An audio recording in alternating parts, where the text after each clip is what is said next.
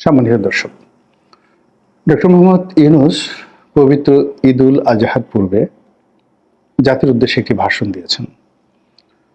তার ভাষণের অনেকগুলো শব্দ, বিষয়বস্তু, বাক্য, তার বডি ল্যাঙ্গুয়েজ থেকে শুরু করে তার শব্দচয়ন সব কিছু সারা বাংলাদেশে বিতর্কের তৈরি করেছে। এবং অবাক করার ব্যাপার হলো যে এই বয়োবৃদ্ধ প্রাজ্ঞ মানুষটি, অর্থাৎ জীবনের ৮৬ বছর তিনি শুধু শিখেছেন। এই প্রাজ্ঞ মানুষটি তার জীবনের যে সফলতা, সেই সফলতার মূল হাতিয়ার হলো কথা বলা। তিনি কথা বলতে পছন্দ করেন, কথা বলেন এবং কথা বলাটাকে একটি শিল্পে পরিণত করেছেন। এবং তার জীবনের যত অর্জন, প্রায় সব অর্জনে কিন্তু এই কথা বলার মাধ্যমে। কিন্তু রাজনীতিতে আসার পর তিনি যে কথা বলছেন, সেই কথা প্রায় সব ক্ষেত্রে তার জন্য বুমেরাং হয়ে যাচ্ছে। যে কথা দিয়ে তিনি নোবেল জয় করেছেন, যে কথা দিয়ে তিনি মার্কিন এলিট সোসাইটি থেকে শুরু করে ইউরোপ আমেরিকার রাজনীতি, অর্থনীতি, চিত্রকর, শিল্পী, সাহিত্যিক, বোদ্ধা সমাজ সকলের হৃদয় মন জয় করে তিনি এক অনন্য ব্যক্তিত্বে পরিণত হয়েছেন। তার অর্থ এবং তার জ্ঞান, তার সুনাম এবং তার স্বাস্থ্য সব মিলিয়ে সৌভাগ্য তাকে যেভাবে তার সারাটা জীবন তার নিকট ধরা দিয়েছে, জীবনের শেষ প্রান্তে এসে সেই জিনিসগুলো তার জন্য রীতিমতো বুমেরাং হয়ে পড়েছে। অর্থাৎ তার যে খ্যাতি, তার যে দ্যুতি, কিংবা তার যে নেম, কিংবা তার যে ফেম, এইগুলোর কারণে মানুষ তাকে নিয়ে আকাশ কুসুম কল্পনা করে আসছিল। এবং রাজনীতির যে বাস্তবতা, সেই বাস্তবতায় কোথাও কোনো আলাদিনের চেরাগ নেই।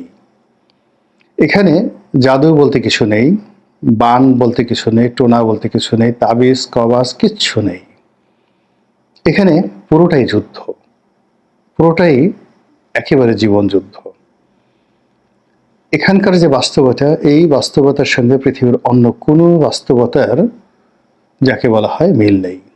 রাজনীতির যে প্রাপ্তি খুবই সাময়িক, কিন্তু এটার যে অপ্রাপ্তি, এটার যে বেদনা, এটার যে কষ্ট, এটি সারাটা জীবন মানুষকে বয়ে বেড়াতে হয়। এবং যদি বেশি ব্যর্থ হয় তাহলে কিয়ামত পর্যন্ত এই রাজনীতির ব্যর্থতা মাথায় করে মানুষকে মরতে হয়। যেমন ধরেন মীর জাফর, তিনি কি করেছেন? রাজনীতি করেছেন। খন্দকার মোশতাক কি করেছেন? রাজনীতি করেছেন। আবু জেহেল, আবু লাহাব কি করেছেন? রাজনীতি করেছেন। ফেরাউন কি করেছেন? রাজনীতি করেছেন। হামান একই অবস্থা। চেঙ্গিস খান, হালাকু খান, রাজনীতি।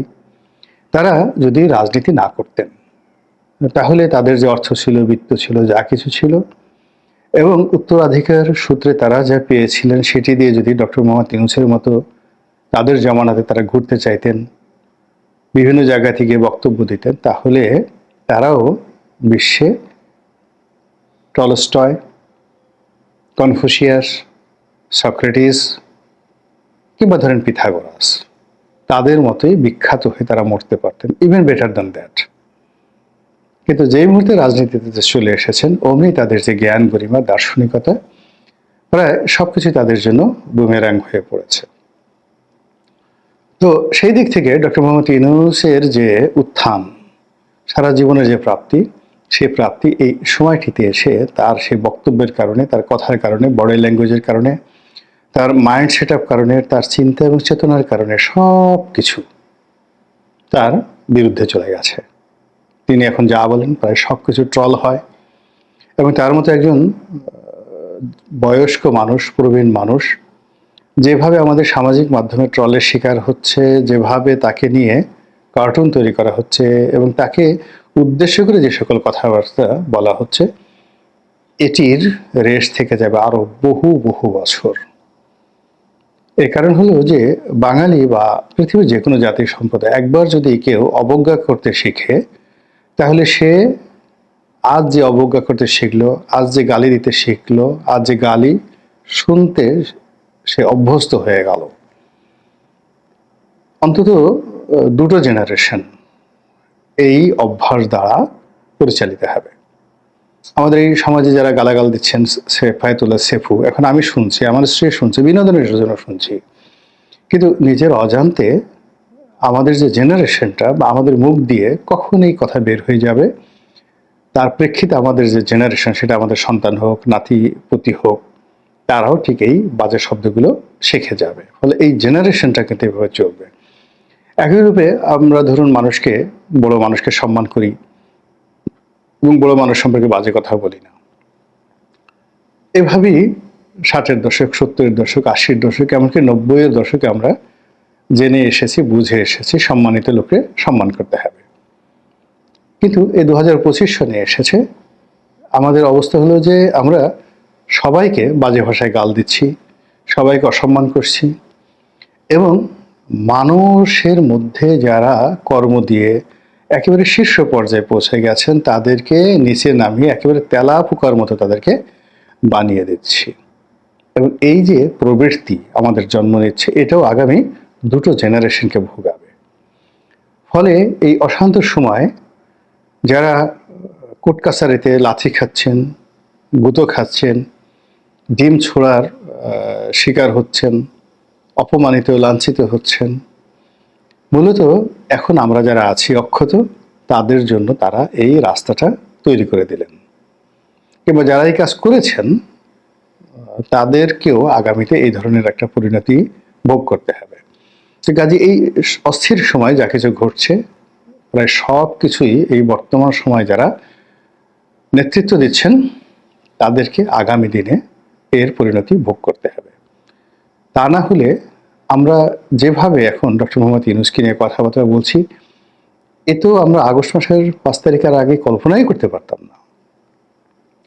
শেখ হাসিনা, বেগম জিয়া, তারেক রহমান থেকে শুরু করে রাজনীতি যারা শীর্ষ নেতৃবৃন্দ রয়েছেন, এমনকি জামাতের আমির, তাকে নিয়ে আমরা কখনো অসম্মানজনক, অশালীন, অশ্রাব্য কোনো কথা বলিনি।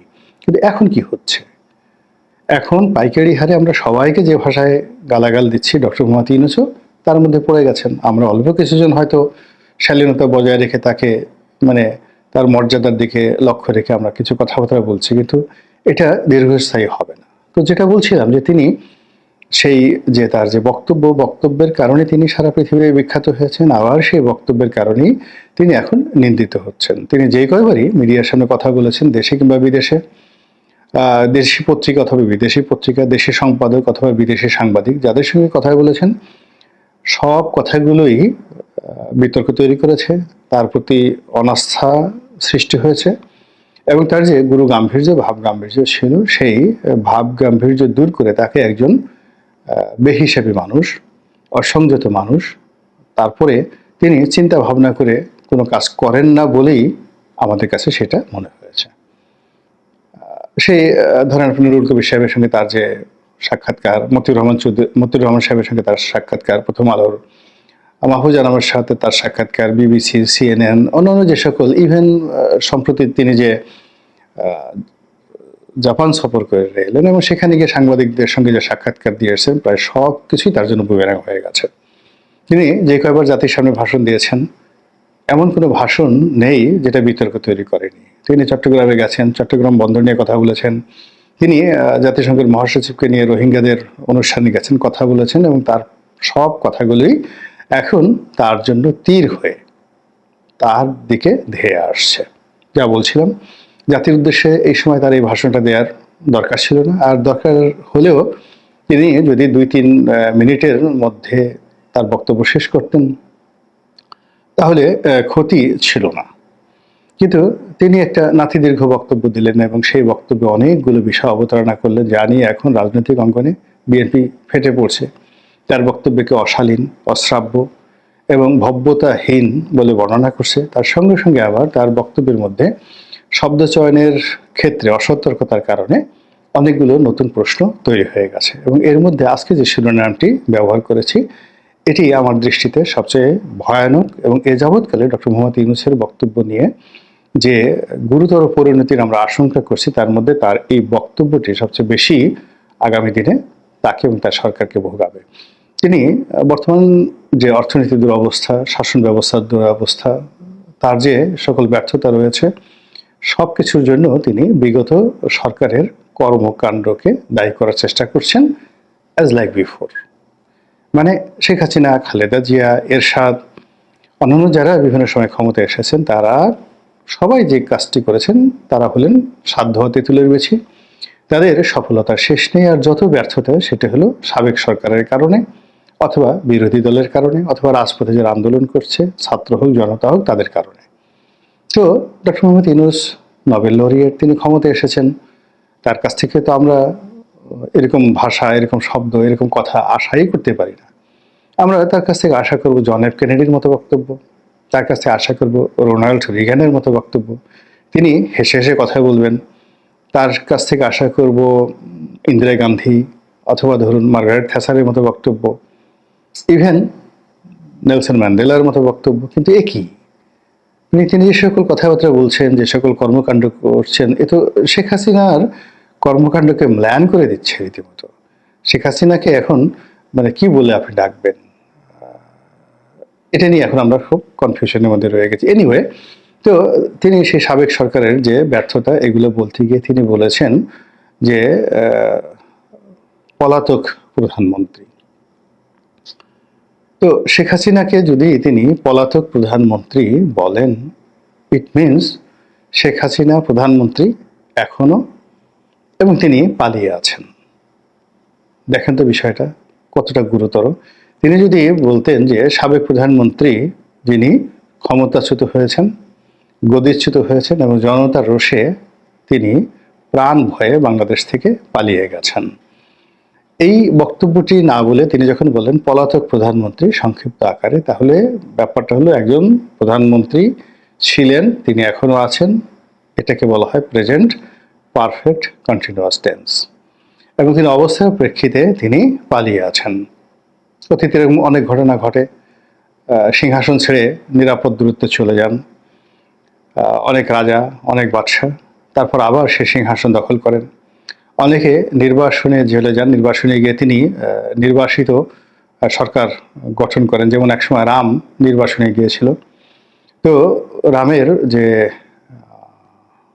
সৎ ভাই, বোমাত্র ভাই ভারত, তিনি সেই সিংহাসনে বসতেন না, সিংহাসনের উপরে তার যে দাদার খড়ম রেখে তিনি নিচে বসে রাজ্য শাসন করতেন। এটা তো রয়েছে, এরকম অনেকে 10 বছর 20 বছর নির্বাসনে থেকেছেন, কিন্তু তার সিংহাসন অক্ষত থেকেছে। তো এই ক্ষেত্রে ডক্টর মোহাম্মদ ইউনূসের এই যে স্লিপ অফ টাং বা শব্দ চয়নের ভুল, তিনি এই কথা যে ইচ্ছা করে বলেছেন, নট লাইক দ্যাট, কিন্তু এটার যে রেশ রাজনৈতিক অঙ্গনে বহুদিন পর্যন্ত, এই রেশের যে নেতিবাচক দিক, এটি সরকারকে ভোগাবে আর আওয়ামী লীগকে উজ্জীবিত করবে। এর কারণ হলো আওয়ামী লীগ প্রথম দিকে তারাও বলেছেন যে তিনি পদত্যাগ করেছেন, তিনি চলে এসেছেন, আবার একটা নতুন নির্বাচন দেওয়ার কথা বলছেন, ইত্যাদি ইত্যাদি বিভিন্ন কথা কিন্তু আওয়ামী লীগ বলেছে।